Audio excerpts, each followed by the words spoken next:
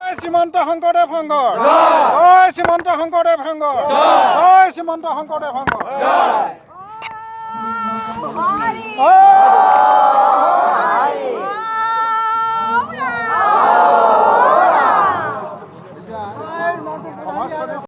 নায়ক আৰু উৎসাহখন নায়ক আৰু নিচাখন হৰিভক্তসকলে সমান। আজি যেনেকৈ আমি সকলোৱে খেল গাইছোঁ, আমাৰ কাবাখনৰ উৎসাহখন নাই নহয়, সকলো সমান। ইয়াত সৰু ডাঙৰ নাই, এইখন সমাজে আমাক লাগে। গুৰুজনে এইখন সমাজে বিচাৰিছিলে, এইখন সমাজকে দি থৈ গৈছে আমাক। গতিকে সেইখন সমাজত আমি গঢ়িব পাৰোঁ, তাৰ কাৰণে মিডিয়াৰ পৰা আমাৰ বহুত সহায় লাগিব। আপোনালোকৰ সহযোগ আগবঢ়াব, সহায় আগবঢ়াব, পৰামৰ্শ দিব, দিহা পৰামৰ্শ দিব, তাকে কামনা কৰি ল'ব। আপোনাক সেৱা ধৰিলোঁ, ভাল লাগিলে। কৃষ্ণ, আমি আপোনালোকৰ সভাটিকে নমস্কাৰ জনাইছোঁ। আমাৰ সৌভাগ্য আপোনালোকে দৰ্শন কৰোঁ, কোটি কোটি নমস্কাৰ সেৱা জনাইছোঁ আপোনাক। কৃষ্ণ কৃষ্ণ কৃষ্ণ। আমাৰ উদ্দেশ্য এতিয়া মই ভাষণত ক'লোৱেই, সমস্ত জীৱ-জগতকেই আমি নিজৰ হৃদয় নিচাকৈ দেখিব লাগিব, নিজৰ আত্মা দেখিব লাগিব। আৰু সেইকাৰণে আমি বিশেষকৈ আমাৰ গোটেই সমাজখনক আমি যাতে দয়া প্ৰেম মহাপুৰুষ শ্ৰীমন্ত শংকৰদেৱ মাধৱদেৱৰ যিটো আদৰ্শ, সেই আদৰ্শৰ যাতে আমি গোটেই সমাজখনত বান্ধি ৰাখিব পাৰোঁ। আমাৰ মাজৰ পৰা যিখিনি এতিয়া ভাগ ভাগ হৈ গৈছেগৈ, আমি সকলোকে যে এক কৰিব পাৰোঁ, আমাৰ প্ৰথম উদ্দেশ্য সেইটো হ'ব লাগিব। কাৰণ গুৰুজনৰ উদ্দেশ্য সেইটো আছিলে, কিৰাত কছাৰী খাচী কাৰু মিৰি যৱন কংক গলা অসম মূলক ৰাজক তুৰুক কুবেথামিল চণ্ডাল, সমস্ত জাতি উপজাতি জনগোষ্ঠী এক কৰিবৰ কাৰণে নামঘৰ প্ৰতিষ্ঠা কৰিলে। আৰু সেই নামঘৰৰ মাধ্যমেৰে সৈতেই সমস্ত জাতি উপজাতি সকলোকে এক কৰি এখন বৃহত্তৰ অসমীয়া সমাজ তৈয়াৰ কৰিলে। স্বৰ্গদেউ চাওলুং চুকাফাই সাত ৰাজ মাৰি এক ৰাজ কৰিলে। আৰু মহাপুৰুষ শ্ৰীমন্ত শংকৰদেৱ আধ্যাত্মিক ধৰ্মদৰ্শনৰ সৈতে সমস্ত এই বৃহত্তৰ অসমখনত এখন অসমীয়া বৃহত্তৰ সমাজ প্ৰতিষ্ঠা কৰিলে। যিখন সমাজত নায়ক আৰু উৎসাহখন, নায়ক আৰু নিচাখন হৰিভক্তসকলে মান, সমস্তক এক কৰি সমস্তক একে এখনতে বহুৱাই মানুহৰ যিটো মৰ্যাদা, সকলো যিটো স্বাভিমান, সেইটো ৰক্ষা কৰি সকলোকে আদৰ কৰিবৰ কাৰণে মৰমেৰে মহাপুৰুষে নামঘৰ প্ৰতিষ্ঠা কৰিলে। আৰু আমাৰ প্ৰথম উদ্দেশ্য সেইটো হ'ব। এতিয়া গতিকে সকলোকে যে আমি এক কৰিব পাৰোঁ, আমাৰ মাজৰ পৰা কোনো ফালকে যাব নোৱাৰিব। যিসকল গৈছে সেইসকলকে আমি ধৰি আনিম মানে হাতেৰে নহয়, মৰমেৰে, সেৱাৰে। আমাৰ ধৰ্মটো সেৱাহে।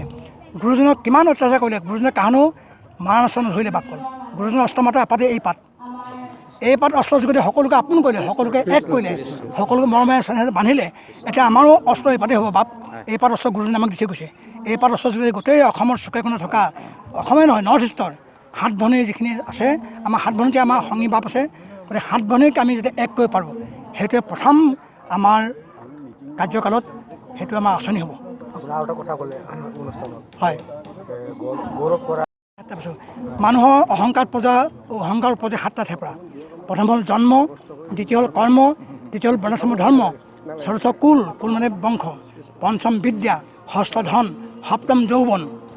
এই 7টা যোগেদি মানুহৰ গৰ্ব বা অহংকাৰ উৎপন্ন হয়। গতিকে মহাপুৰুষে ভগৱন্ত কৃষ্ণই উদ্ধৱক ক'লে যে এই 7টা থেপৰা উপজা অহংকাৰ শূন্য নোহোৱালৈকে ভকত হ'ব নোৱাৰে। সেইকাৰণে এইটো কিমান ডাঙৰ আদৰ্শ দিছে।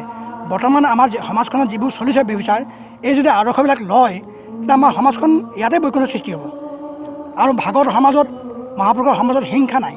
সেইকাৰণে মই ক'লো কথাটো, যত দেখা ভূত প্ৰাণী সবে বিষ্ণু হেন মানি হিংসা আদি কৰা উপকাৰ। তেতিয়া আমাৰতো মানুহৰ দৰকাৰ নাই, আলফা হ'ব নালাগে, আমাৰ একো আমাৰ সন্ত্ৰাসবাদী হ'বই নালাগে, বাপকল নাথাকে নহয় বাপকল। সেই প্ৰেমটো লাগে আমাক এতিয়া। আৰু সেই প্ৰেমটো মহাপুৰুষে দি থৈ গৈছে আমাক, 2জন মহাপুৰুষে আমাক দি থৈ গৈছে। এতিয়া আমাৰ কাৰ্যকালত আমি ভাবিছোঁ তেনেকুৱা আদৰ্শবিলাক আমি ল'ব লাগিব এতিয়া। আৰু সেই আদৰ্শবিলাক প্ৰচাৰ কৰিম বুলি ভাবিছোঁ। আপোনালোকে খালী আশীৰ্বাদ কৰক, আৰু মিডিয়াই আমাক সহায় কৰিব। বাপকল আপোনাৰ সহায়টো মই বিচাৰিছোঁ, আপোনালোকে সহায় কৰিব, নিশ্চয় হ'ব। আৰু আমাৰ কিবা ভুল হ'লে আমি দেখুৱাই দিব আপোনাক, আমি বেয়া নাপাম। কাৰণ কাম কৰিলে মানুহ ভুল হ'বই, কাম নকৰা মানে ভুল নহয় নহয়। যে কাম কৰিম বুলি যে প্ৰতিজ্ঞা কৰিছোঁ, বয়স হৈছে সঁচা, কিন্তু এই বয়সতে আপোনালোকৰ সংগ লাভ কৰিলে মানে বয়স, মই ইমান বয়স হৈছে নাভাবোঁ। আপোনাৰ বয়সে কাম নকৰে, মনেহে কাম কৰে। গতিকে আপোনালোকৰ মৰম চেনেহ লাগিব। আপোনালোকে কি বোলে, মোৰ এতিয়া 80 বছৰ চলি আছে, সোমাইছে। একচুৱেলি দেই, চাৰ্টিফিকেট নহয় একো, চাৰ্টিফিকেট মই এতিয়া 79 হৈছে বা যি কি নহওক বাপ।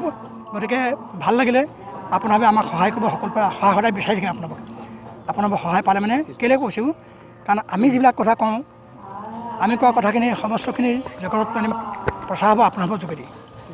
আৰু পৰামৰ্শ জগতে দিব লাগিব, সমাজে দিব লাগিব। গতিকে আপোনালোকৰ সেইকাৰণে সহায়টো আমাৰ আৱশ্যক।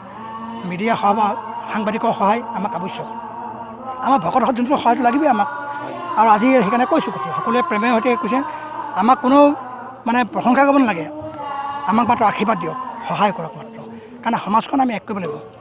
এতিয়ালৈকে এই 80টা বছৰ বয়সলৈকে মই যিখিনি দেখিছোঁ, আগত যিখন সমাজ আছিলে কিমান মৰমৰ, কিমান প্ৰেমৰ, ইজনে সিজনক আমি এৰিব নোৱাৰোঁ, সাৱট মাৰি ধৰে এনেকৈ। আজি কি হৈছে, আজি এখেত নাথাকিলেহে মই ভাল পাওঁ, বোলে নামলৈ কাক কাম মাৰিছে বোলে আমুকক বোলে এই তেখেত মাৰিছে মই নাযাওঁ, কেলৈ তেখেত থাকিলে মই নাখাওঁ নহয়।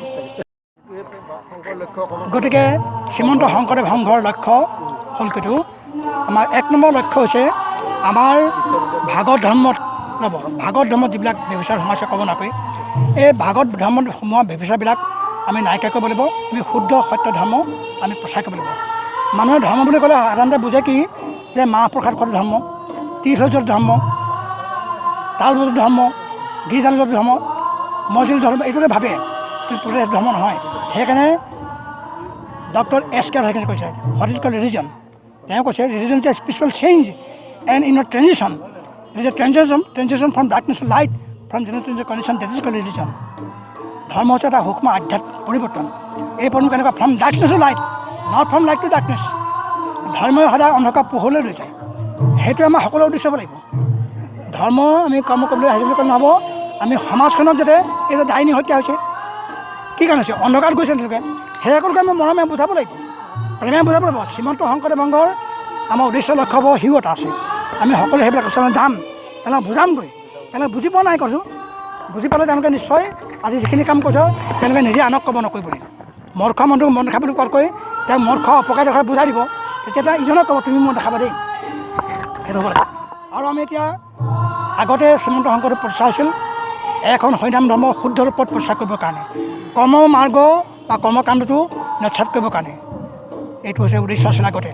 কিন্তু এতিয়া আমাৰ উদ্দেশ্য সেইটোৱে নহয়। অলপ মই কৈছোঁ কথাখিনি, যে এতিয়া এখন হৰিনাম ধৰ্মৰ প্ৰচাৰ প্ৰসাৰৰ উপৰিও আমাৰ যাতে নৈতিক শিক্ষা, আধ্যাত্মিক শিক্ষা, এইবিলাকৰ উপৰিও আমি যাতে সামাজিক শিক্ষা, অৰ্থনীতি শিক্ষা, ধৰ্মনীতি, ৰাজনীতি আৰু বিশেষকৈ বিদ্যায়তনিক যিটো দিশ, এই বিদ্যায়তনিক দিশটোৰ প্ৰতি আমি বিশেষ লক্ষ্য ৰাখিছোঁ।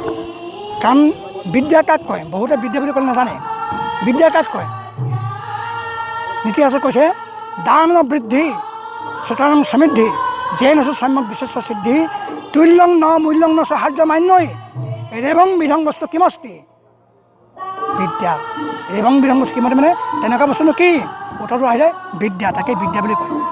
গতিকে সেই বিদ্যাই কি দিয়ে, বিদ্যা দদাতি বিনয়ম, বিনোদান কৰে। গতিকে বিদ্যা শিক্ষা লোৱাৰ পাছত যদি অহংকাৰী হয়, মোতকৈ কোনো নাই, মই ডাঙৰ মানুহ, সেইজন প্ৰকৃত অশিক্ষিত, সেইজন শিক্ষিত নহয়।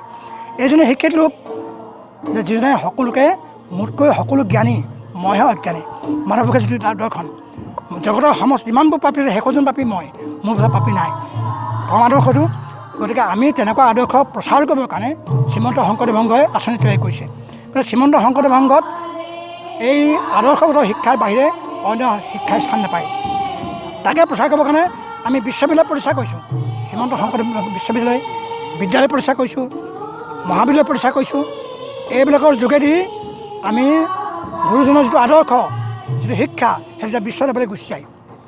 প্ৰকৃততে আমি মই অলপ আগতে কৈছোঁ, গুৰুজনক প্ৰচাৰ কৰিবলৈ আমি দায়িত্ব লোৱাৰ দৰকাৰ নাই। গুৰুজনৰ নিজৰ যিবিলাক লেখনি, নিজৰ যিবিলাক আদৰ্শ, সেইবিলাকৰ যোগেদি গুৰুজন প্ৰচাৰ হৈ গ'ল বিশ্ববিদ্যালয়ত। সৰ্বগুণাকৰ মই কৈছোঁ। গতিকে যিজন সৰ্বগুণাকৰ তেওঁক আমি কি প্ৰচাৰ কৰিব লাগে, তেওঁ নিজে প্ৰচাৰ হৈছে। গতিকে তেওঁ নিজে প্ৰচাৰ হৈছে, গতিকে তেওঁক আমি প্ৰচাৰ কৰিব দৰকাৰ নাই। তাৰপাছত আমি সকলো লোককে এক কৰি কৰাৰ পাছতো আমাৰ যদি শ্ৰীমন্ত শংকৰদেৱৰ যিটো আদৰ্শ লক্ষ্য, এইবিলাক যদি আমি জগতত প্ৰচাৰ কৰিব পাৰোঁ আৰু আমি যদি শুদ্ধ ওপৰত প্ৰচাৰ কৰিব পাৰোঁ, আমাৰ মাজৰ প্ৰতি হিংসা নাইকিয়া হৈ যায়, আমাৰ মাজৰ প্ৰতি কূটনীতি বা বেয়া নীতি এইবিলাক নাইকিয়া হৈ যায়, শুদ্ধ এখন সমাজ, সংস্কাৰী মনৰ এখন সমাজ বিচাৰিছোঁ। যেতিয়ালৈকে মনটো সংস্কাৰ নহয়, সাংস্কৃতিকভাৱে যেতিয়ালৈকে মিলন নহয়, তেতিয়া আমি মিলন কৰিব নোৱাৰোঁ। আমি সমস্তকে এক কৰিবলৈ হ'লে আমি সাংস্কৃতিকভাৱে মিলন কৰিব লাগিব।